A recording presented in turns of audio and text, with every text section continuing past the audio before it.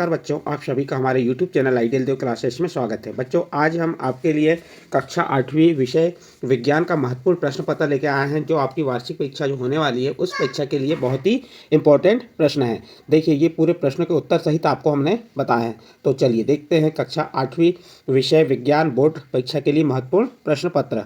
तो इसका पहला कह दिया विज्ञान कक्षा 8वीं आदर्श प्रश्न पत्र सेट 1। इसमें समय दिया है 2.5 घंटे, पूर्णांक है आपके 60 और निर्देश दिए हैं सभी प्रश्न हल करना अनिवार्य है। प्रत्येक प्रश्न के निर्धारित अंक उसके सामने अंकित हैं, जहां आवश्यक हो नामांकित चित्र बनाइए। आपके यहाँ पे शॉर्टिंग होते हैं बहुविकल्पी प्रश्न। बहुविकल्पी प्रश्न क्रमांक 1 से 5 तक रहेंगे और प्रत्येक प्रश्न आपके 1 अंक के रहेंगे। तो बहुविकल्पी प्रश्न में 4 ऑप्शन दिए रहेंगे, चारों ऑप्शन में से एक सही ऑप्शन चुन के आपको लिखना है। तो चलिए प्रश्न नंबर 1 क्या कह रहा है। प्रश्न नंबर 1 है, गेहूँ, चना और मटर की फसल उगाने की समय अवधि है। देखिए इसमें क्या दिया है आपका, गेहूं, चना तथा मटर की फसल उगाने की समय अवधि है।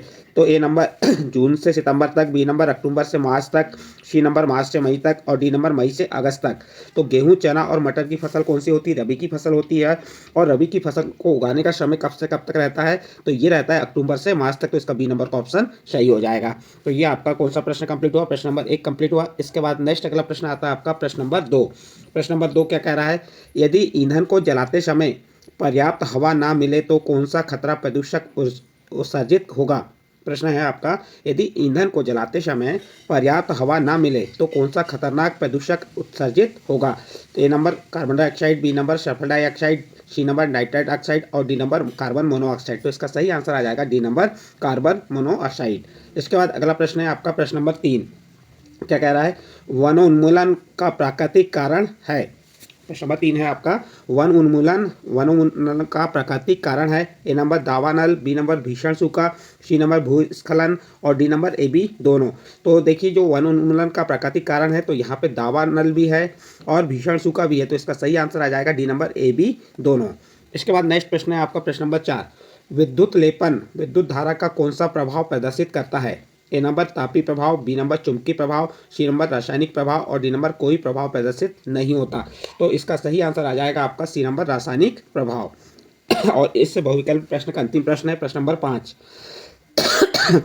भवन को आकाशीय बिजली से बचाने के लिए तड़ित छड़ कहाँ लगी होती है? ए नंबर इमारत के शीर्ष पर, बी नंबर इमारत के पीछे, सी नंबर इमारत के बीच में और डी नंबर इमारत के सामने।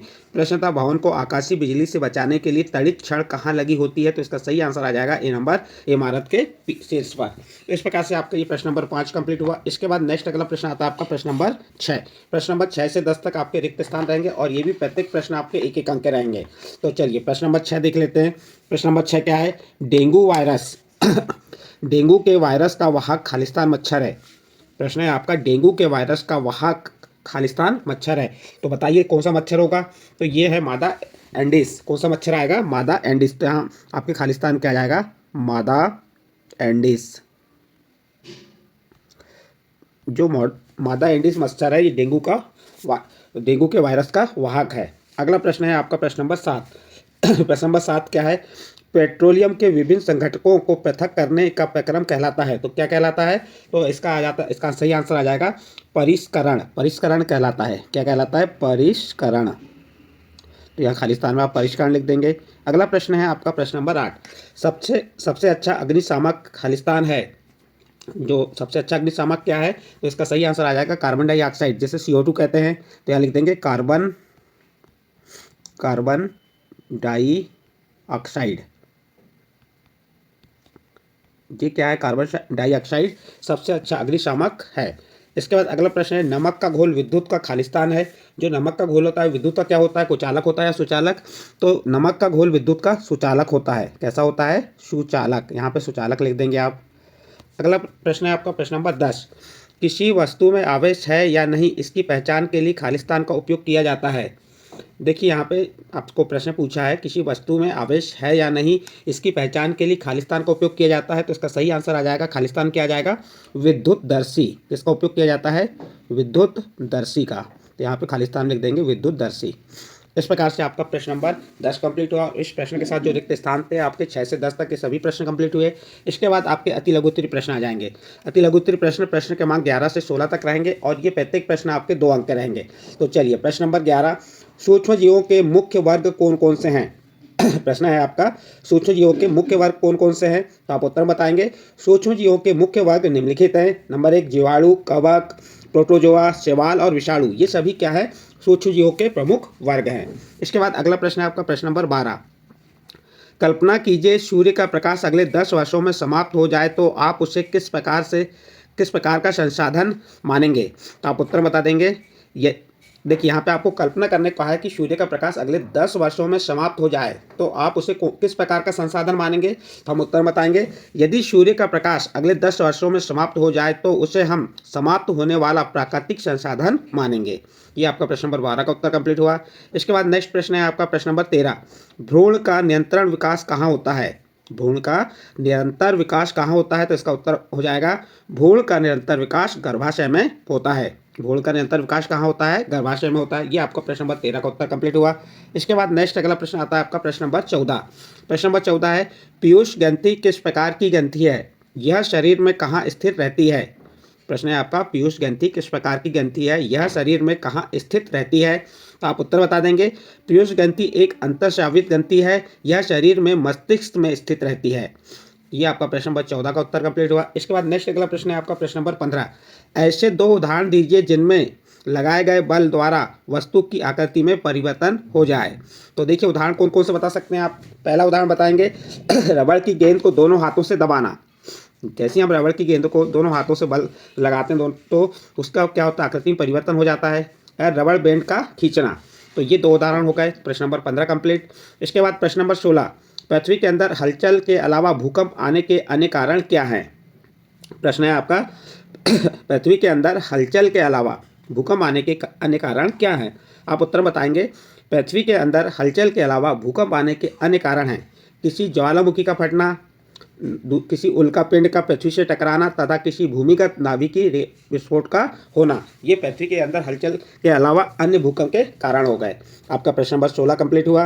इसके बाद नेक्स्ट प्रश्न आता है आपका प्रश्न नंबर 17 से 22 तक प्रश्न रहेंगे। ये लघु उत्तरीय प्रश्न रहेंगे और प्रत्येक प्रश्न आपके 3 अंक के रहेंगे। और इन प्रश्नों को कितने शब्दों तक लिखना है? आपको 30 से 40 शब्दों तक लिखना है।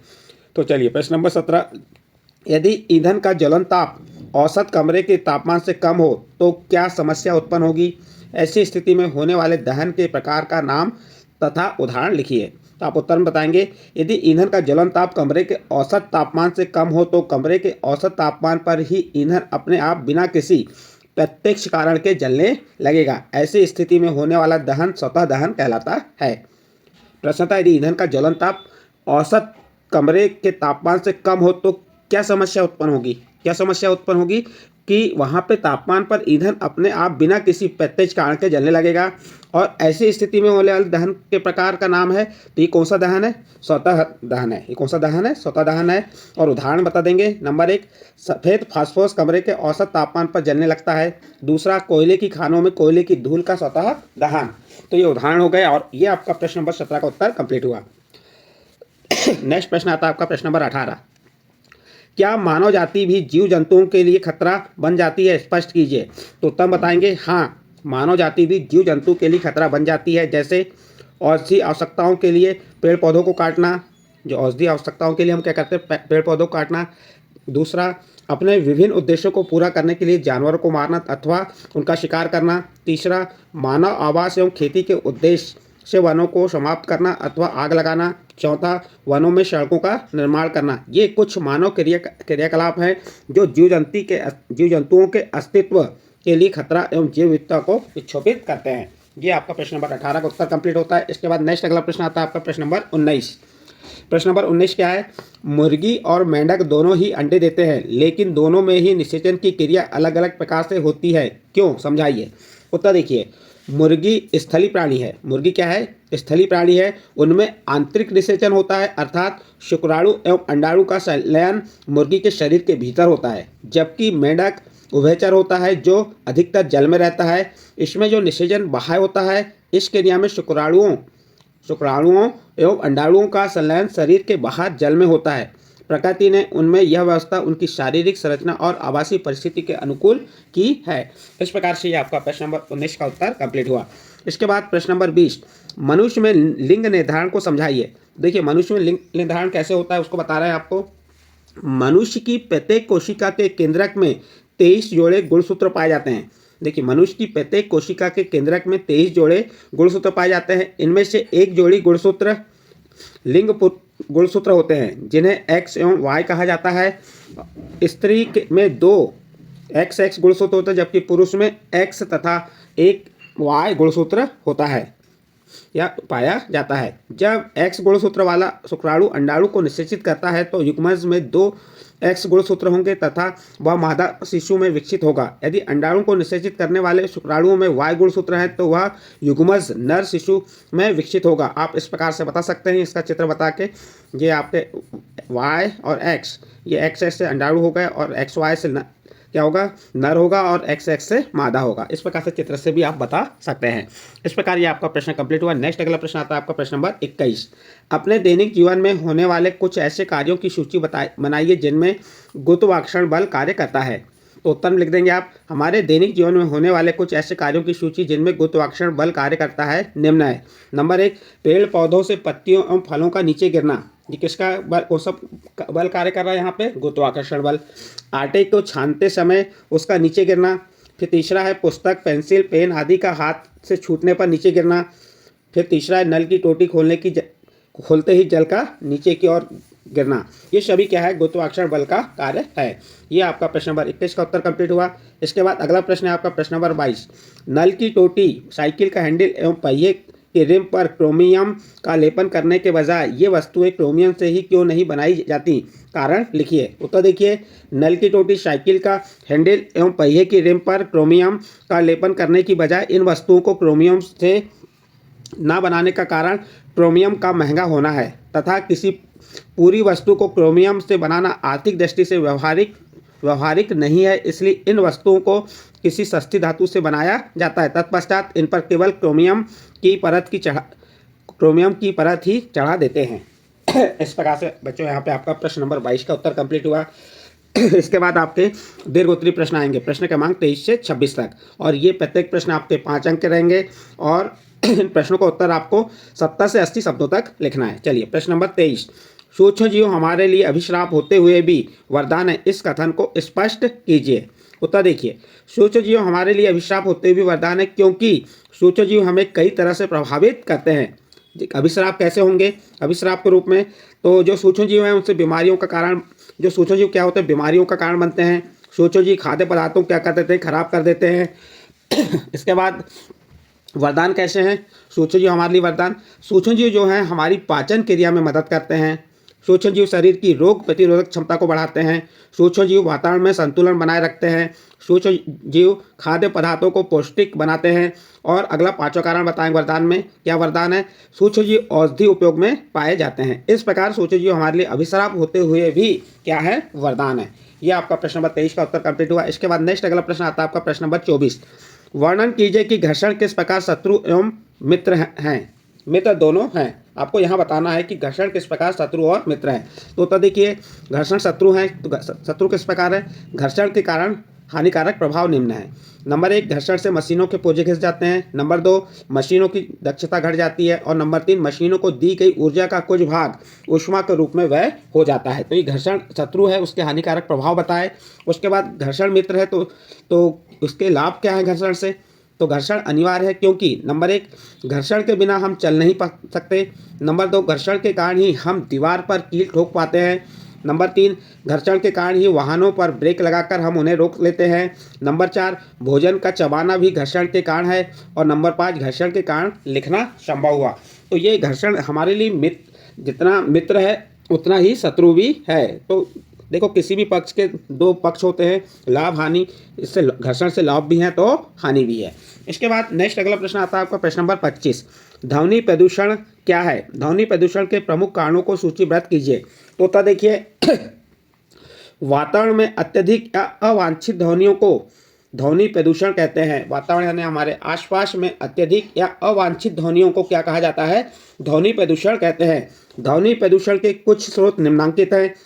नंबर 1, पटाखों के फटने से उत्पन्न होने वाली ध्वनि। नंबर 2, बसों एवं ट्रकों के हाथ से उत्पन्न ध्वनियाँ। नंबर 3, कारखानों में मशीनों के चलने से उत्पन्न ध्वनि। और नंबर 4, टीवी के चलने, रेडियो एवं लाउड स्पीकर के ऊंची आवाज़ में बजने से उत्पन्न ध्वनियाँ, कूलर और वातानुकूलन आदि सभी ध्वनि प्रदूषण फैलाते हैं। ये आपका प्रश्न नंबर 25 का उत्तर कंप्लीट हुआ। इसके बाद नेक्स्ट प्रश्न है आपका प्रश्न नंबर 26।